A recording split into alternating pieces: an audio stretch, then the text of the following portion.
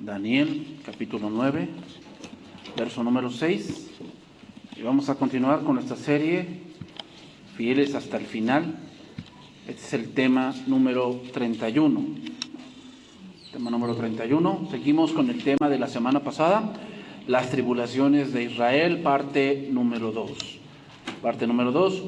Ahora vamos a seguir analizando la oración de Daniel, que recuerden que esta oración, la profecía de las 70 semanas, es la respuesta a esta oración, por lo cual hay que analizar lo que Daniel pide, lo que Daniel ora a Dios. Hermanos, otra cosa importante, es importante eso, porque por ejemplo en Mateo 24, cuando Jesucristo da la respuesta de que vendrán falsos cristos y que vendrán muchos en su nombre, y cuando viereis la abominación desoladora, debemos recordar qué es lo que Cristo está respondiendo. Y está respondiendo sobre la destrucción del templo, el fin de los tiempos y señales de su segunda venida. Aquí es lo mismo. ¿Qué es lo que está pidiendo Daniel? Bueno, lo que está pidiendo es cómo Dios va a hacer ese regreso. Recuerden que en 70 años Dios va a hacer que su pueblo vuelva, y así sucedió. La pregunta es ¿cómo? Y la respuesta de Dios fue ¿cómo va a volver? ¿Y qué va a pasar después de eso? Y eso es lo que vamos a analizar sesiones más adelante. Daniel 9, versículo 6. No hemos obedecido a tus siervos los profetas, que en tu nombre hablaron a nuestros reyes, a nuestros príncipes, a nuestros padres, y a todo el pueblo de la tierra. Tuya es, Señor, la justicia y nuestra la confusión de rostro. Como en el día de hoy lleva todo nombre de Judá, los moradores de Jerusalén y todo Israel, los de cerca y los de lejos, en todas las tierras donde los has echado a causa de su rebelión, con que se rebelaron contra ti. Oh Jehová, nuestra es la confusión de rostro, de nuestros reyes, de nuestros príncipes y de nuestros padres, porque contra ti pecamos. En esta segunda sesión vamos a analizar, como les dije, la oración de Daniel. Entonces hago un resumen de la sesión pasada. Habíamos hablado sobre cómo Dios ha ido llevando el tiempo a través de diversas profecías que ya se han cumplido, como la profecía de la imagen de Nabucodonosor, la cual tiene compañerismo con la profecía de las 4 bestias, la profecía del macho cabrío, que hablamos del rey de Grecia. Entonces decíamos también cómo Daniel estudiaba la profecía de Jeremías, y es ahí como vio que el tiempo del cautiverio se estaba cumpliendo. Lo que Dios había dicho que eran 70 años, se estaban cumpliendo y parecía que no se movía nada, parecía que no pasaba nada. Ahora analizaremos la oración de Daniel, el cómo se estructura, y tomar ejemplo de esa oración, hermanos. Pocas veces se hacen oraciones donde queremos conocer de Dios. Casi siempre la gente ora pidiendo algo material. Salud, un trabajo, dinero, queremos hijos, queremos una casa, queremos una esposa, un esposo. Y no digo que eso esté malo pedir, hermanos. La cuestión es que te debes preguntar en algo que pides es, ¿estás listo para eso? ¿Estás listo? Si tú pides un esposo, ¿estás lista para ser esposa? Porque ese pensamiento de que yo quiero esposo para que me haga feliz, pues eso es del mundo. Cuando Dios hizo la mujer, la hizo porque el hombre estaba incompleto. Si tú pides esposa, hombre, ¿te sientes incompleto? ¿O quieres una sirvienta? Lo que dices, yo quiero una sirvienta, yo quiero alguien que me sirva. Si tú piensas así, tú no estás listo para eso. No estás listo. ¿Por qué causa fue hecha la mujer? Porque el hombre le faltaba algo. Y no es bueno que el hombre esté solo. Y no se refiere a solo solamente de vivir solo en tu departamento, solo en tu casa. No se refiere solamente a eso. Sino se refiere a que tú te das cuenta que tú no tienes cosas que la otra persona sí tiene. Eso es sentirse solo. ¿Ok? Entonces, si tú no sientes eso, tú no estás listo.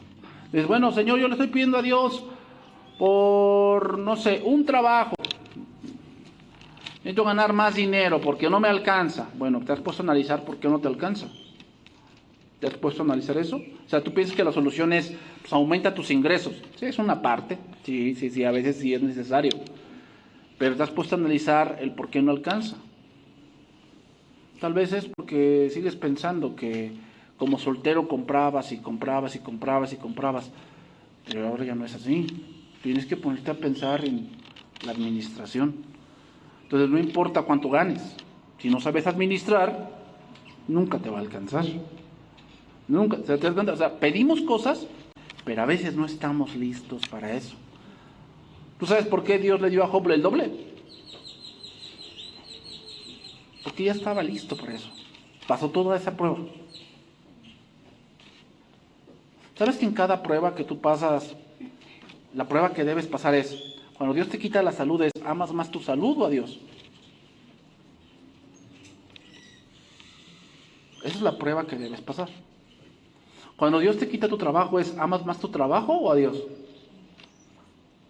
Es más, cuando Dios te quita a tu esposa o tu esposo, ¿amas más a tu esposa o tu esposo que a Dios? O sea, lo que Dios espera es que Dios sea todo para ti. Por eso pasas esas pruebas. Y cuando tú demuestras en esa prueba que mejor te vas, tú demuestras que Dios, tú de verdad no amas a Dios. Tú te amas a ti mismo. Tú amas las cosas, no al Dios de las cosas. Es muy distinto. Entonces, hermanos, pocas veces se ve oraciones donde se anhela conocer más de Dios. Y eso es una oración que tú debes de estar constantemente haciendo. Efesios capítulo 3, verso 14. Y hermanos, si tú pides que Dios, conocer a Dios, Dios te va a revelar. ¿Cómo? Por el estudio de las Escrituras. O sea, no esperes que se te presente un ángel y te diga, este es Dios. No, Dios ya se reveló. Y si tú oras a Dios, diciéndole, Señor, yo quiero aprender, yo quiero saber, yo quiero de verdad saber quién eres tú, ¿crees que Dios no te va a responder? Claro que sí. Dice, ¿no? Jeremías 33:3, ¿no? Clama a mí y yo te responderé y te enseñaré y te enseñaré.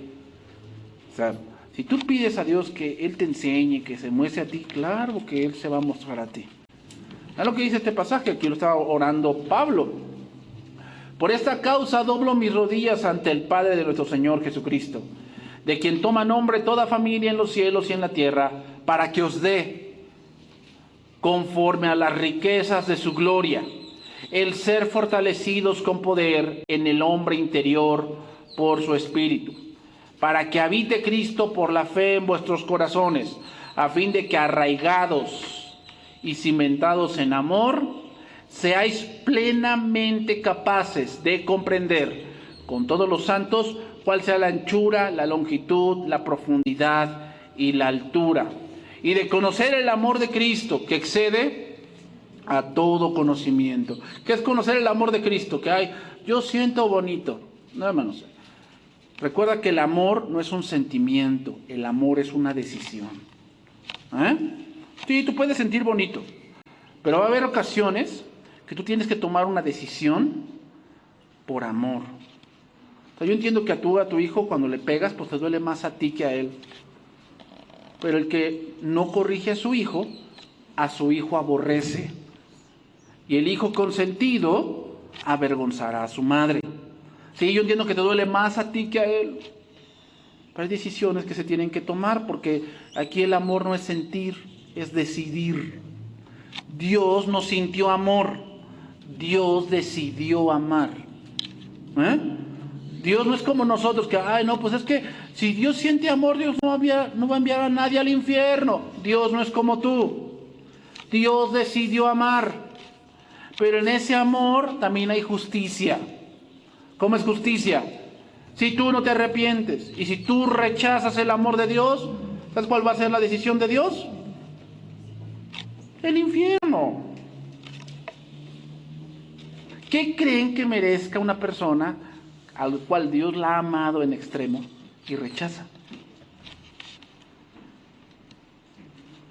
Por eso dice aquí, que seamos plenamente capaces de comprender con todos los santos cuál sea la anchura, la longitud, la profundidad y la altura, y de conocer el amor de Cristo, que excede todo conocimiento, para que seáis llenos de toda la plenitud de Dios.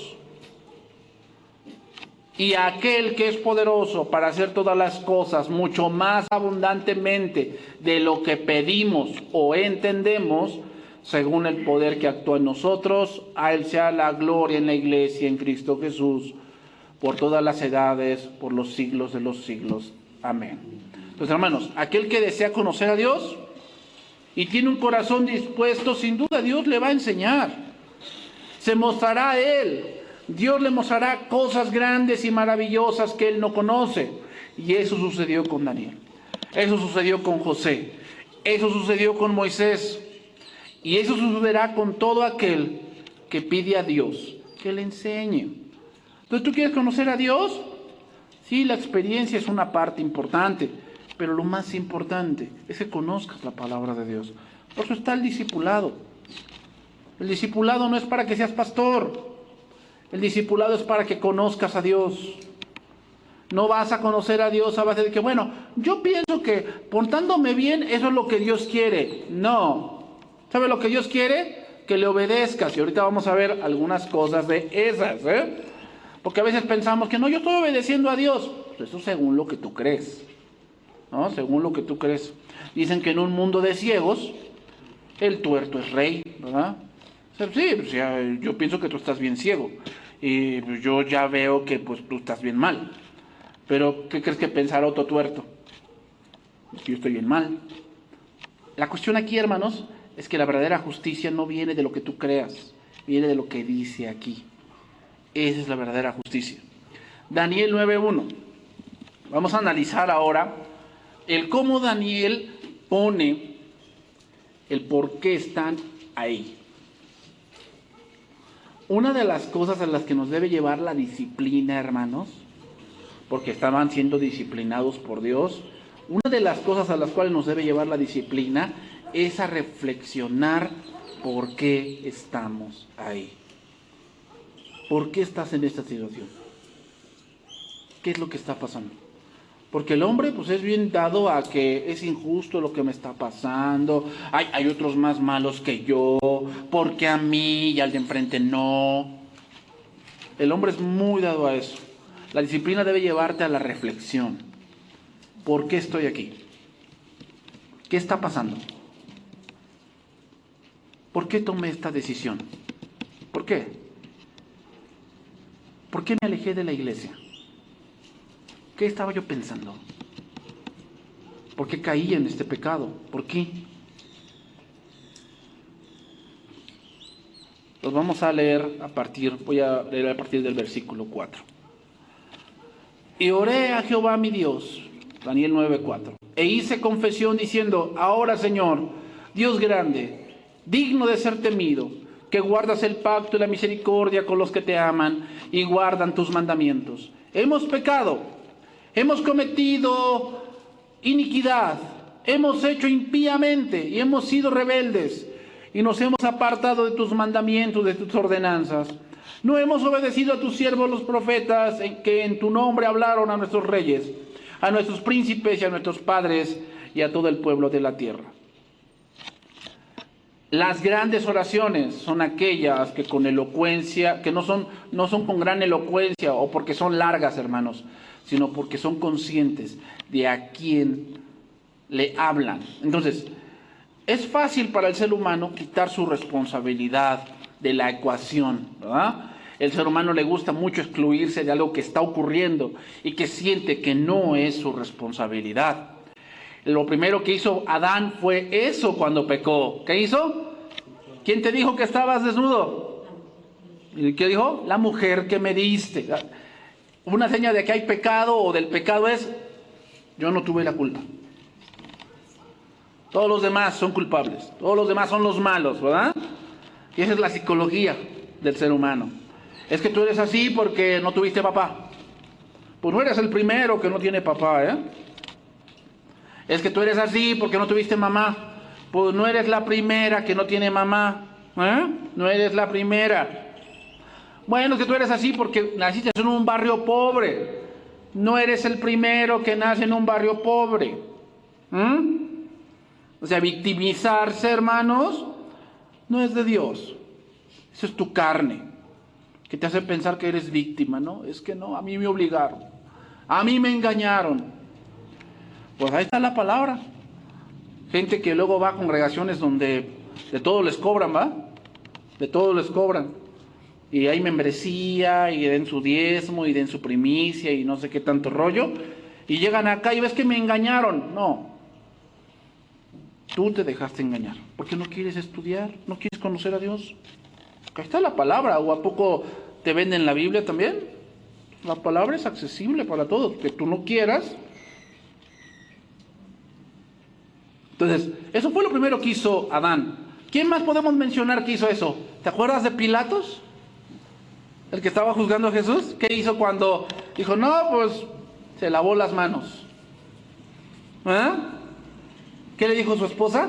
No tengas nada que ver con ese hombre, porque soñé con él y él es justo, no tengas nada que ver. Y él como que se quiso zafar, pero él tenía el poder para decir, ¿saben qué? Lo pongo en libertad porque justo, según la ley, pero como temía al pueblo. Entonces, ahora Daniel hace varias alusiones para remarcar cosas que el pueblo había cometido. Vamos a analizar el verso número 5. Primeramente dice, hemos pecado. La palabra pecado significa errar el blanco. Significa errar el blanco. Te voy a explicar a qué se refiere. Errar el blanco significa que no utilizas las cosas para lo que son. ¿Te imaginas que yo ocupara esta computadora como raqueta de tenis? Tú dirías, oiga, pastor, eso está mal hecho. Para eso hay que una raqueta de tenis, para que usted juegue tenis. Quiero utilizarla como raqueta de ping pong, la computadora. Tú me vas a decir, es que eso está mal hecho. Para eso hay una raqueta de ping pong. Eso es errar el blanco. Dios las cosas las hizo por un propósito. Cuando tú no lo haces para ese propósito, tú estás cerrando el blanco.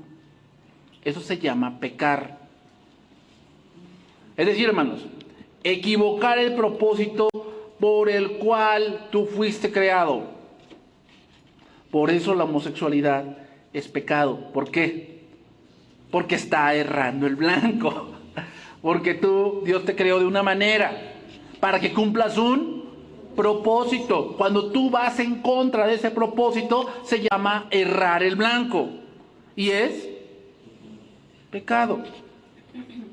No es una enfermedad, es un pecado del cual se tiene uno que arrepentir y que Dios te haga una nueva criatura. Vamos a ver cómo erraron el blanco. Deuteronomio 7:1.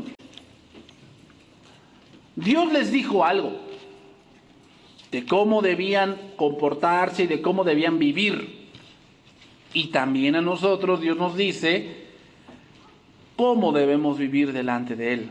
Cuando no lo hacemos así, estamos cerrando el blanco. Eso significa pecado, hermanos. Y te voy a decir algo. No hay pecados grandes y chicos. Pecado es pecado. Tanto mentir te va a llevar al infierno como el matar. Sin embargo, las consecuencias no son las mismas. Eso sí es verdad. Y también en el infierno va a haber grados de castigo. No es lo mismo para un ladrón que para un violador. No es lo mismo. Dios no va a juzgar igual. Hay niveles de castigo. Pero pecado es pecado. Es lo que dice ahí Deuteronomio 7:1. Y dice ahí advertencia contra la idolatría. Cuando Jehová tu Dios te haya introducido en la tierra en la cual entrarás para tomarla, y haya echado delante de ti a muchas naciones, al Eteo, al Gergeseo, al Amorreo, al Cananeo, al Fereceo, al Heveo, al Jebuseo y a todos los feos, ¿sí? 7 naciones mayores y más poderosas que tú, ponlo así. Cuando entres a trabajar y que a ese puesto aplicaron 1000 personas y Dios te haya dado ese puesto a ti, te lo haya dado a ti, entre 1000 personas Dios decidió darte ese trabajo a ti, darte esa casa a ti. y que Jehová tu Dios te haya entregado delante de ti y las hayas derrotado y las destruyas, no harás con ellas alianza, ni tendrás de ellas misericordia. ¿Qué quiere decir? No te pongas a ver qué hacen ellos y donde fueres haz lo que viereis. No, Dios no quiere que seas así. No emparentarás con ellas. ¿Qué quiere decir? Pues la voy a convertir, en sapo la vas a convertir. Porque no emparentes con los del mundo. Eso es pecado, es pecado, o sea, porque Dios no te creó para eso. Está cerrando el blanco. ¿Y porque está cerrando el blanco? ¿Qué es? Pecado. No emparentarás con ellas. No darás tu hija a su hijo, ni tomarás a su hija para tu hijo, porque desviará a tu hijo de en pos de mí, y servirán a dioses ajenos. Y entonces dice ahí, el furor de Jehová se encenderá sobre vosotros y te destruirá pronto. ¿Por qué Dios se enoja tanto con la idolatría? Porque es faltarle al respeto a Dios. Porque la idolatría siempre vas a ser un ídolo a como tú crees. Es decir, Señor, yo creo que eres así. Eres con ojo azul, más o menos chapeado, te fuiste allá a la playa, ¿verdad? Con el cabello largo y sedoso. Echaba Herbal, ahí le echaba y toda la cosa. Eres medio pelirrojo, sin pecas, pero a mí me gusta así. Pues qué bueno, tu Dios no existe. Por eso Dios aborrece la idolatría. Porque tú haces un Dios y rebajas un Dios a tu entendimiento. Y Dios no tiene nada que ver con eso. Mas así habréis de hacer con ellos. Sus altares destruiréis, y quebraréis sus estatuas, y destruiréis sus imágenes de acera, y quemaréis sus esculturas en el fuego. Porque tú eres pueblo santo para Jehová tu Dios. ¿Por qué estaban en el exilio? Porque se empezaron a convertir como los demás. ¿Sabes que Dios no va a permitir que tú seas como los demás? Dios lo que va a hacer contigo es te va a disciplinar. Y ¿sabes las cosas que Dios empieza a hacer? Te empieza a quitar cosas y te empieza a apretar. Empiezas a perder cosas y te sientes ahogarte. ¿Para qué? Para que te humilles. Pues sí, porque mientras tengas las cosas, ¿qué dices? Pues no hay problema, o sea, todo va bien. No tengo problema, o sea, tengo buen dinero, tengo salud, tengo una buena casa, una buena hipoteca. ¿Pero qué crees que empieza a hacer Dios? Te empieza a quitar cosas, pierdes el trabajo, te empiezas a enfermar más, físicamente no puedes, te empieza a apretar. A ver qué vas a hacer. Versículo 7. No por ser vosotros más que todos los pueblos os ha querido Jehová y os ha escogido, pues vosotros erais el más insignificante de todos los pueblos, sino por cuanto a Jehová os amó. O sea, lo que tienes no es porque seas, dijo Dios, ay, te salvé porque Él es el más inteligente. Tienes un IQ de 200, de 2000. No. Es porque Jehová quiso mostrar su amor. ¿Y cómo te muestra su amor? Dándote. Lo que tienes materialmente es una muestra de su amor. Y Él espera que tú respondas ¿cómo? En obediencia a lo que Él te pide. Que cuando Él te diga, quiero que hagas esto, no importando lo que estés haciendo, tú vas y lo haces. Eso es lo que Dios espera, No es espérame tantito a que termine yo mis rollos y ya veremos si te sirvo, Señor. No. Porque pues yo no creo que te levantes en la mañana y ya tienes hambre. Y Señor, pues yo tengo hambre. Espérame tantito, a ver si la otra semana te respondo y te doy de comer. ¿No? Todos los días comes, ¿verdad? Y todos los días tienes antojo de algo. Y vas y lo compras. Qué bueno que tengas para eso. Que se te antoja tus chetitos y tus chocorroles y tus dorilocos, ¿verdad? Y vas y Dios te ha bendecido para que lo compres. Qué bueno. Pero ¿sabes qué Dios espera? Que obedezcas. Eso es lo que Dios espera.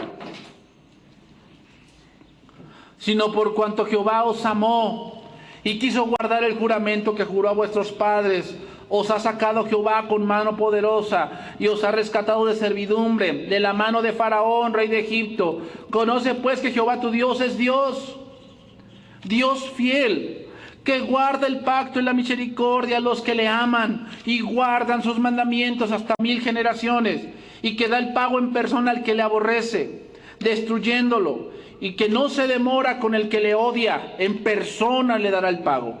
Guarda, por tanto, los mandamientos, estatutos y decretos que yo te mando hoy que cumplas. Pecar, hermano, significa que hemos equivocado el camino, que Dios nos ha mandado a algo, que sabemos que debe hacerse de esta manera. E ir por otro lado se llama errar el blanco. Errar el blanco.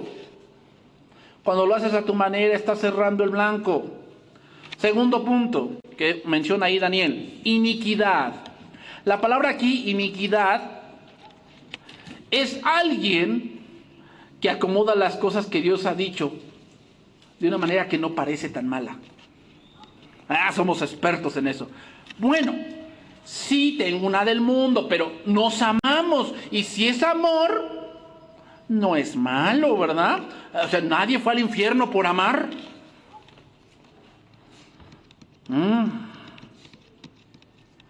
Piensan que porque tiene amor, no es tan malo. Vamos a ver, ¿no? Segundo libro de Samuel, capítulo 19, versículo 16.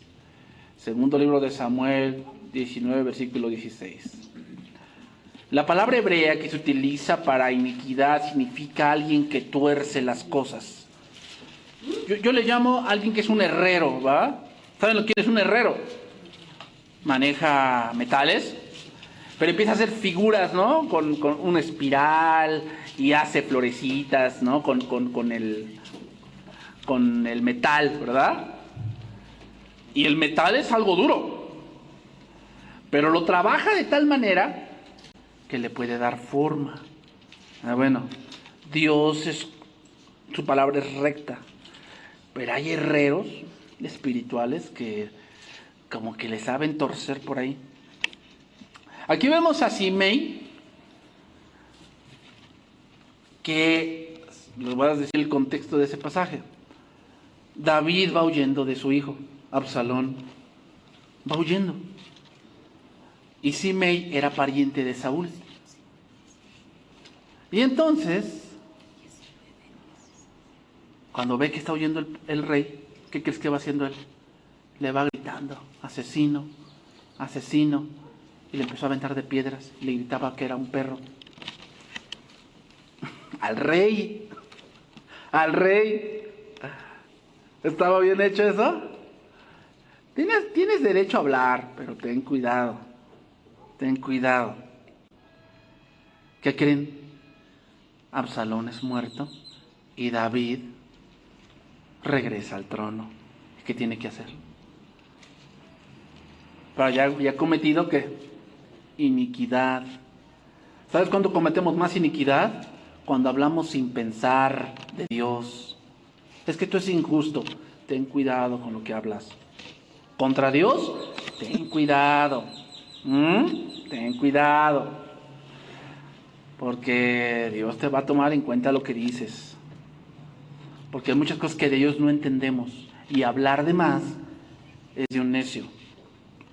Es lo que dice ahí. Y Simei, hijo de Gera, hijo de Benjamín, que era de Baurim, se dio prisa y descendió con los hombres de Judá a recibir al rey David.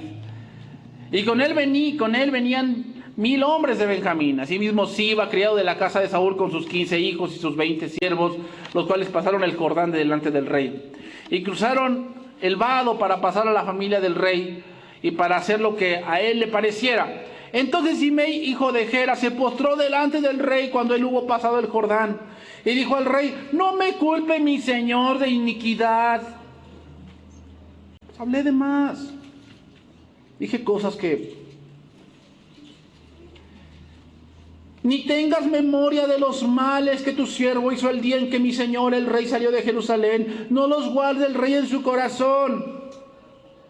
Porque yo tu siervo reconozco haber pecado. Y he venido hoy en el primero de toda la casa de José para descender a recibir a mi señor el rey. Pues no me decías que era yo un perro y asesino y toda la cosa. Dicen por ahí en el matrimonio, ¿no? Un golpe se quita. Pero una palabra, no. Respondió Abisai, hijo de Sarbia, y dijo: ¿no ha de morir por esto Simei, que maldijo al ungido de Jehová? ¿Sabes lo que pasó con él?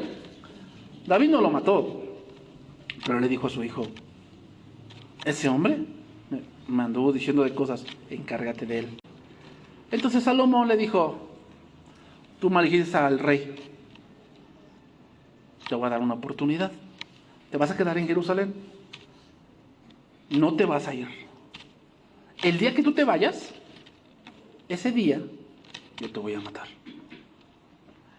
Y un día se le fueron unos criados. ¿Y qué crees que hizo? ¿Sabes por qué? Porque cuando alguien maldice la autoridad, siempre se sale del huacal, siempre. Siempre va a hacer eso. Esa es su naturaleza. Salomón sabía que lo iba a hacer. ¿Y qué pasó? Cuello. Hermanos, maldecir sin duda era algo que David merecía, porque sí era asesino, pero no de la casa de Saúl. Sí era un asesino. Pero este Simei habló cosas que no eran verdad. Y no solo eso, sino que trató como un cualquiera al rey, pervirtiendo el derecho. Eso se le llama iniquidad. Se puede aplicar a nosotros esto cuando hablamos de más contra Dios, sin temor, sin sabiduría. El pueblo hablaba cosas contra Dios diciendo: nada nos pasará. Dios ha dicho que va a haber paz. Y Dios dice: no hay paz. Esos falsos profetas que vienen allí, yo no los envié. ¿Se dan cuenta? Hablaban cosas de Dios. Ten cuidado cuando escuches en el internet: así ha dicho Dios. Dios me dio en una visión, soñé, hermanos. Soñé que el Señor hacía una gran construcción para su nombre. Dios no quiere construir grandes edificios, hermanos. Dios quiere construir tu vida. Nos dice la palabra: nosotros somos piedras vivas, edificadas sobre el fundamento de los apóstoles y profetas, siendo la principal piedra del ángulo Jesucristo mismo. Hoy tantos profetas, ¿verdad? No, ya Dios ya me dijo que Jesucristo viene en septiembre. Ten cuidado con lo que hablas. Jesucristo dijo que nadie sabe la hora. Nadie sabe, solo el Padre. Entonces, ten cuidado con esos fantoches que no, Dios me está diciendo en este momento que hay gente aquí que quiere dar dinero, que quiere dar su auto, pero no sabe cómo hacerlo, tiene vergüenza. No hables, no hagas iniquidad. Dios no va a decir eso. ¿Cómo Él te va a pedir algo que Él es suyo? Él lo que va a pedir es tu obediencia. Va a pedir tu santidad. Va a pedir que renuncies a cosas que tú amas tanto y que no quieres dejar por Él. Tercer punto. Un impío. Dice: hemos hecho impíamente. La palabra hebrea significa alguien que hace lo contrario a la ley divina. Ese es un impío. Alguien que hace lo contrario a la ley divina.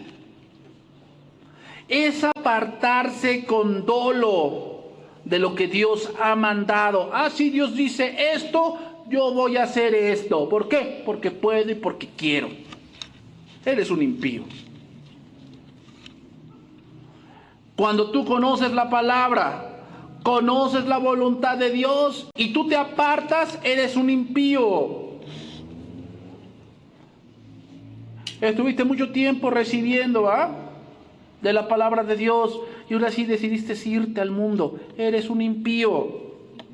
¿Por qué? Porque conoces, sabes lo que Dios quiere y no necesitas ser cristiano. Tú sabes que robar es malo, ¿verdad? Y no necesitas ser cristiano para saber eso. Sabes que robar es malo. Cuando lo haces, eres un impío. ¿Va? No, yo sé que pues deshonrar a mis papás es malo. Pero pues es que si quieren mi respeto, que se lo ganen. Pues yo creo que ya se ganaron tu respeto desde que te cambiaron el pañal. ¿Ah? ¿O quién crees que te cambió el pañal? ¿Solito te cambiaste? ¿Solito te diste de comer? Eso es ser un impío. Salmo 18, 19.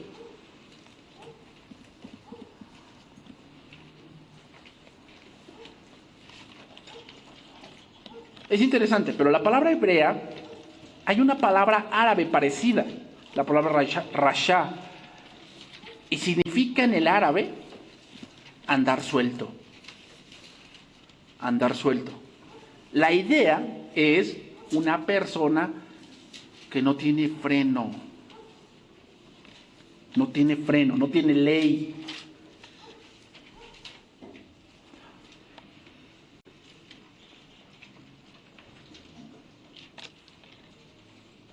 Es interesante, por así quieren vivir los jóvenes, ¿verdad?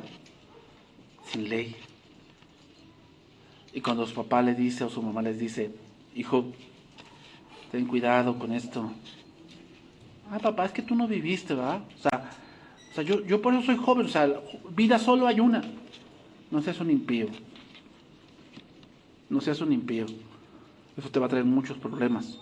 Lo que dice Salmo 18, 19. Me sacó a lugar espacioso. Me libró porque se agradó de mí. Jehová me ha premiado conforme a mi justicia. Conforme a la limpieza de mis manos me ha recompensado. Porque yo he guardado los caminos de Jehová y no me aparté impíamente de mi Dios. ¿Qué es ser un impío? Apartarse de los mandamientos de Dios. Pues todos sus juicios estuvieron delante de mí y no me he apartado de tus estatutos. ¿Qué significa que todos los juicios están delante de mí? Que Dios ha dicho, no hagas esto porque viene esto. Esos sus juicios están delante de mí. O sea, yo sé lo que va a venir. Yo lo sé. El proverbio dice esto. Dice esto, dice el otro. Dice Proverbios 3, ¿no? Que me fíe de Jehová de todo mi corazón y no en mi propia prudencia. Luego dice, jovencito, toma aliento de tus palabras, no olvides la instrucción de tu madre ni de tu padre, porque entonces traerá honra a tu vida. ¿Qué dice la palabra también? El hombre que se mete con la mujer de su prójimo es falto de entendimiento. Y su iniquidad nunca será borrada. Ese es el juicio de Dios. Hijito, ¿no? Proverbios 31. Hijo, a su hijo Lemuel. Hijo, no des tu fuerza a las mujeres. No te des al mucho vino. No acumules riquezas. También dijo el proverbista, ¿no? Señor, no me des muchas riquezas para que me aparte de ti, pero tampoco me mantengas en la pobreza, de modo que blasfeme tu nombre. Manténme de lo necesario. ¿Se dan cuenta? Y siempre el hombre busca los dos extremos. ¿Cómo hacerte millonario en 50 días? ¿Cómo decirle vaya a las deudas? ¿Se dan cuenta? O sea, buscando el hombre fórmulas mágicas. Eso no existe, hermanos. No existe. Si así fuese, pues entonces muchos países tendrían tantos premios Nobel y tantos premios mundiales si fuese fórmulas mágicas. Pero no, solo sé cuál es el camino. Ama a Dios y guarda sus mandamientos, porque ese es el todo del hombre. Pues todos sus juicios estuvieron delante de mí, y no me he apartado de sus estatutos. Fui recto para con él, y me he guardado de mi maldad. Entonces, según esto, un impío es aquel que, sabiendo la voluntad de Dios, decide irse por el lado contrario. Es andar sin ley, sin freno, sin regla, sin temor de Dios. Sin temor de Dios significa, no te pones a pensar, ¿qué opina Dios de lo que haces? De la vida que estás llevando, ¿no te has puesto a pensar en eso? ¿Qué opina Dios? Esa sí opinión sí te debe de importar. Yo entiendo que digas, la opinión de la gente no me importa. Ok, ¿y la de Dios? Esa sí importa, porque esa al final te va a juzgar. Esa sí importa. Dios te va a juzgar al final. Vamos a ver la última que puso ahí Daniel. Rebeldes. Rebeldes. La palabra rebelde significa que es difícil de educar. Es difícil de educar. Es difícil de controlar porque no obedece lo que se le manda.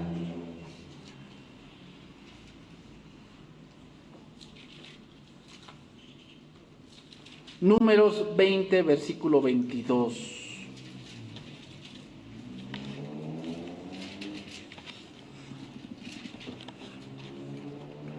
Y rebeldes en la Biblia, muchos hermanos. Y en la vida diaria, también. O también a la mente un rebelde muy fuerte, Saúl. Dios le dijo, mata todo. Y él dijo, no. Vamos a guardar los sacrificios y al rey no lo matamos. Y que entonces que le dijo, yo hice la palabra de Jehová, y Samuel le dijo, ¿ah, sí? Entonces, ¿por qué hubo tantos animales? Bueno, el pueblo. Así es un rebelde. Un rebelde siempre es, no hago lo que me dicen y le echo la culpa al otro. No lo hice por él, es que él me dijo. Hermanos, si Dios ya te dijo algo, Él no va a cambiar de opinión. Él no va a cambiar de opinión. Si ya se te dijo algo, así debe de ser. Bueno, es que después me dijeron que esto. ¿Quién te dijo? ¿Dios? Eso pasa mucho con los hijos, ¿verdad? Tú le dijiste algo y llega a la escuela y el amiguito le dice lo contrario. Y no sé por qué, pero le obedece más a él. Ya se metió en un problemón. ¿No te dije que hicieras esto? ¿Ah, me dijiste? ¿Eres o te haces? Y eso trae una consecuencia. Aquí Dios habla con Moisés y Aarón y les dice que no van a entrar a la tierra. ¿Por qué causa? ¿Se acuerdan que la primera vez le dijo Dios, golpea la roca? Pero la segunda vez Dios le dice, háblale a la roca. ¿Y qué hizo Moisés? La volvió a golpear. Ese es un gran pecado. No solamente porque no hizo lo que Dios le dijo, sino espiritualmente significaba que Jesús debía morir 2 veces. Y eso no. Era grave lo que estaba haciendo Moisés. Por eso Dios le dice, fuiste rebelde. Moisés, ¿quién era Moisés? Moisés fue rebelde. Dice ahí Números 20, 22. Y partiendo de Cades, los hijos de Israel, toda aquella congregación vinieron al monte de Hor. Y Jehová habló a Moisés y a Aarón en el monte de Hor, en la frontera de la tierra de Edom, diciendo, Aarón será reunido a su pueblo, pues no entrará en la tierra que yo di a los hijos de Israel, por cuanto fuisteis rebeldes a mi mandamiento en las aguas de la rencilla. Toma a Aarón y a Eleazar su hijo, y hazlo subir al monte de Hor, y desnuda a Aarón de sus vestiduras, y viste con ellas a Eleazar su hijo, porque Aarón será reunido a su pueblo, y allí morirá. La rebeldía, hermanos, puede hacer que no llegues a la bendición. La rebeldía hizo que Moisés y Aarón no entraran a Canaán. La rebeldía hizo que el pueblo no entrara a Canaán. ¿Tienes muchos planes, joven? Sí, yo cuando salga de la carrera voy a hacer esto y esto y esto. Pues sigue en la rebeldía, no vas a llegar ahí. No vas a llegar ahí. No importa cuánto te creas. No vas a llegar ahí. Porque Dios va a estar en tu contra. Hermanos, al analizar estas palabras debemos llegar a la conclusión que llegó Pablo. Y es que al final, hermanos, todos, absolutamente todos, seremos juzgados por los mandamientos de Dios.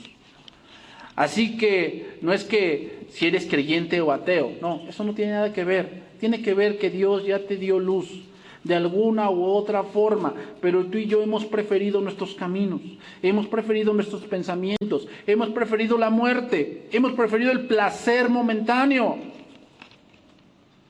Eso hizo Israel y no le fue bien, hermanos. Entonces, ¿qué nos hace pensar? Que a nosotros nos irá diferente. Entonces, ¿qué es lo justo? Te lo voy a decir así, lo que Dios dice que le agrada, eso es lo justo. Eso es lo justo. No es lo que a ti te gusta, es lo que a Dios le agrada.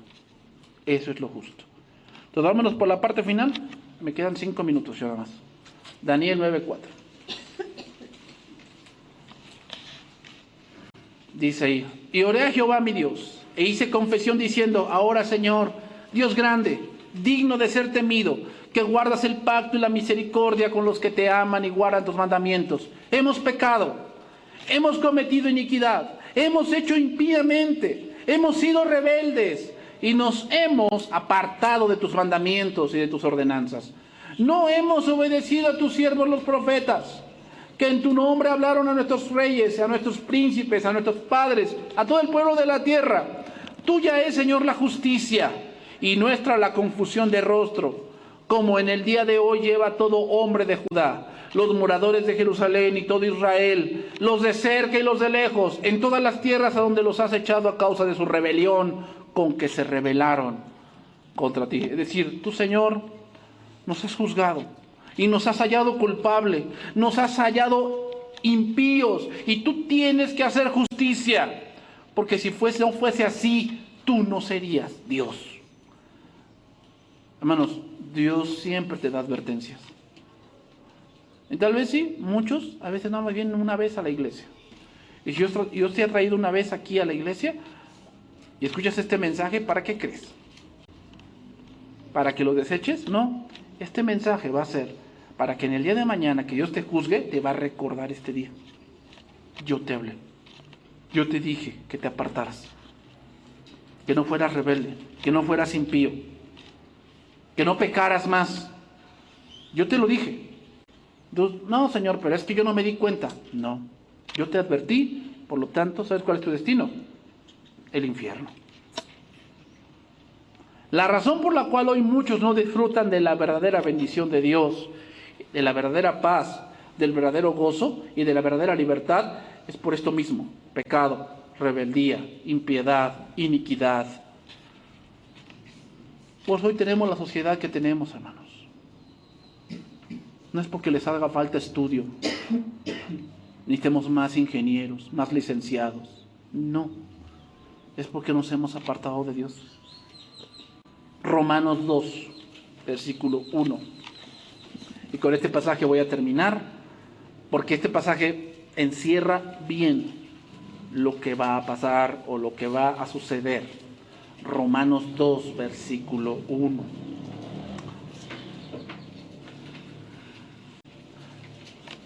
Contexto. En Romanos 1, Pablo da por sentado que el mayor regalo de Dios es Cristo, y con él el Evangelio, porque el Evangelio es poder de Dios para salvación a todo aquel que cree, al judío primeramente y también al griego. Y después, en el capítulo 1, Pablo argumenta que todos conocen de Dios. Me doy cuenta hoy el gran pecado que la gente comete, ¿no? Le dan gracias a Alberto, a una tormenta, le dan gracias. ¿Te das cuenta? El gran pecado que cometen. Pero no tienen excusa. Por eso dice Pablo en Romanos 1 que la revelación general es la creación. Cuando la gente ve todos esos fenómenos naturales, lugares que en 10 años no llovía y ahora llueve, ¿por qué crees que Dios hace eso? Porque no, para que no tengan excusa. Nadie va a decir que yo no conocía a Dios. Sí conocías. Sí conocías. No puedes decir, ay, pero ¿por qué no llueve? ¿Qué pasará? No, le damos gracias al universo. Eso es más hindú que nada. Y he visto gente que estuvo acá, que así publica en su Facebook, que le da gracias al universo. Más inicuo que nada, impío. Porque sabe de dónde viene eso. O sea, estuvo aquí y dice eso. Eso es de un impío. Porque saben que Dios es el que hace llover para buenos y para malos. Es el que saca el sol para buenos y para malos. Es el que hace sacar las flores y las hortalizas para buenos y para malos. Gracias al universo. Ten cuidado con lo que hablas. Ten cuidado, porque no es así. Entonces Romanos 1 da por sentado que el hombre conoce de Dios por la revelación general. ¿Cuál es la revelación general? La creación. Todo hombre conoce de Dios, todo. Y en el capítulo 2 dice, bueno, en el día del juicio, algunos tienen más conocimiento que otros, pero todos en un día van a ser juzgados. Versículo 1. Por lo cual eres inexcusable, oh hombre, quien quiera que seas tú que juzgas. Pues en lo que juzgas a otro, te condenas a ti mismo, porque tú que juzgas haces lo mismo. El hombre tiene revelación general, pero hay algunos más moralistas que otros. ¿No? Yo no hago esto. O sea, yo no bebo. Yo no fumo. Muy moralista. Sí, ok, está bien, qué bueno que no lo hagas. Pero, pues no das gracias a Dios. No das gracias a Dios. Y Romanos 1 dice que los hombres, habiendo conocido a Dios, no le glorificaron como a Dios, ni le dieron gracias. No importa quién quiera que tú seas. O sea, no importa lo que tú pienses que tú seas. Ahorita que eres muy moralista, que tú sí vas a misa, que tú antes con tus papás sí obedecías. No importa quién te creas. Mas sabemos que el juicio de Dios contra los que practican tales cosas es según verdad. Y piensas esto, oh hombre, tú que juzgas a los que tal hacen y haces lo mismo, que tú escaparás del juicio de Dios. ¿O menosprecias las riquezas de su benignidad, paciencia y longanimidad, ignorando que su benignidad te guía al arrepentimiento? ¿Cómo lo puedo traducir? Bueno, a ver, pastor, explíqueme. A ver, si yo soy tan malo, ¿por qué me va bien? O sea, hay gente en Facebook que es re mala, y yo lo veo que anda en Dubái y en Francia, y anda en República Dominicana y en Países Bajos. ¿Por qué ellos les va bien? Te voy a responder. Porque Dios espera que dándote algo bueno, tú te arrepientas. Dios espera eso. Que Él, proporcionándote la vida un día más, dándote de comer un día más, que tengas para la gasolina de tu auto un día más, que tengas hijos. Dios espera que con todo eso que Dios te da, voltees tus ojos al cielo y digas, Señor, eres tú. Eso es lo que Dios espera.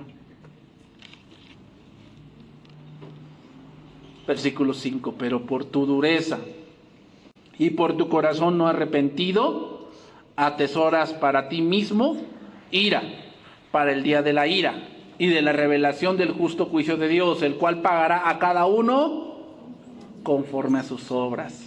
Vida eterna a los que perseverando en bien hacer buscan gloria y honra e inmortalidad.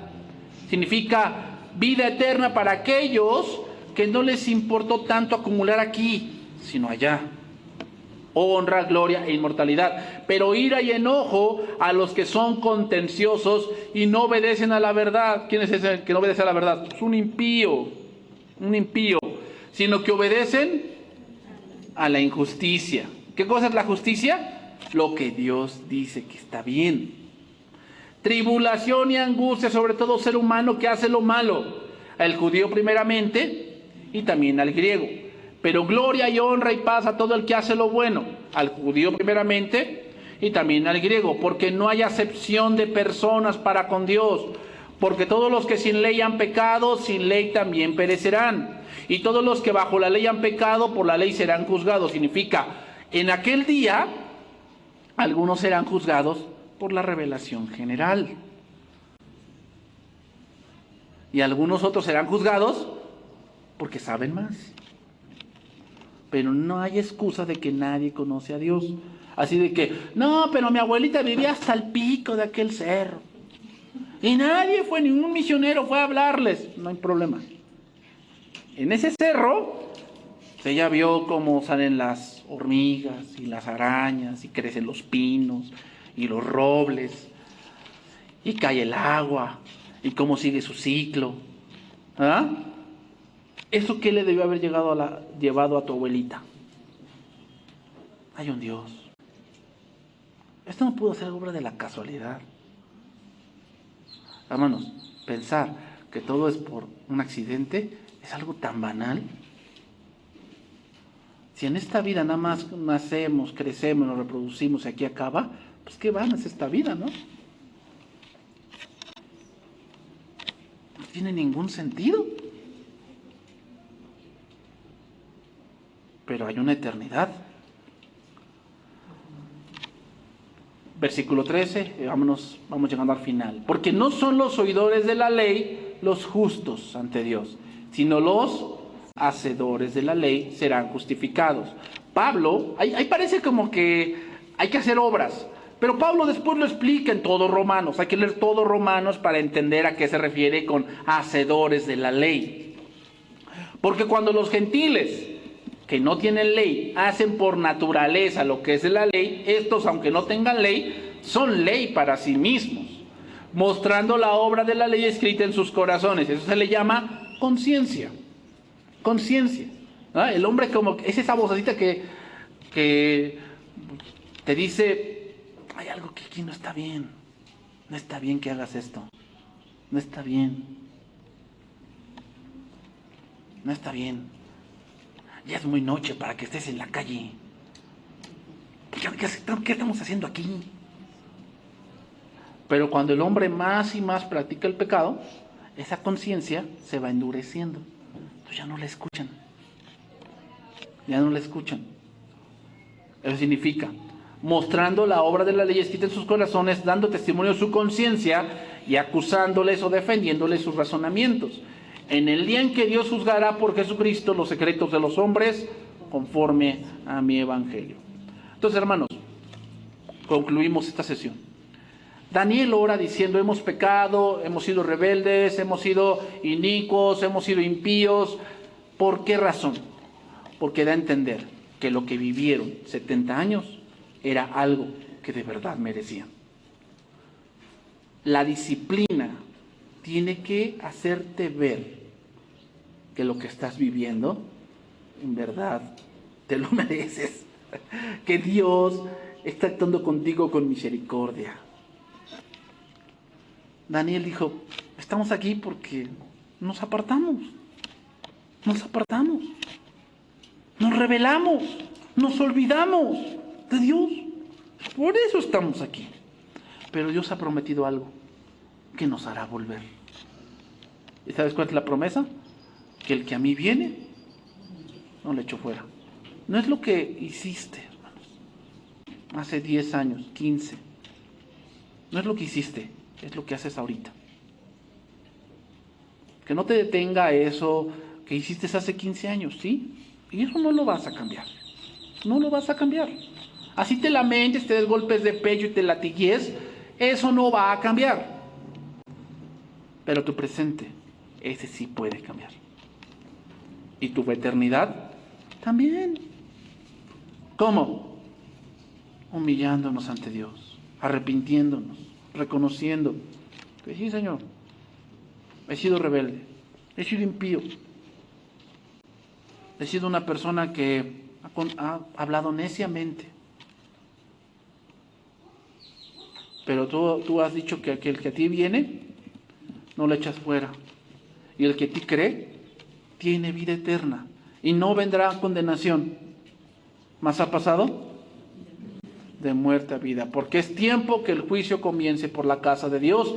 Y si primero comienza por nosotros, ¿cuál será el fin de aquellos que no obedecen al Evangelio de Dios? Y si el justo con dificultad se salva, ¿de dónde aparecerá el impío y el pecador? Entonces, hermanos, vemos ahí la disciplina de Dios, pero ¿sabes qué es lo que más grandioso? Su misericordia. Porque el pueblo merecía ser desaparecido, pero Dios no quiso. Dios no quiso. Y muchos de nosotros no mereceríamos ya ni vivir.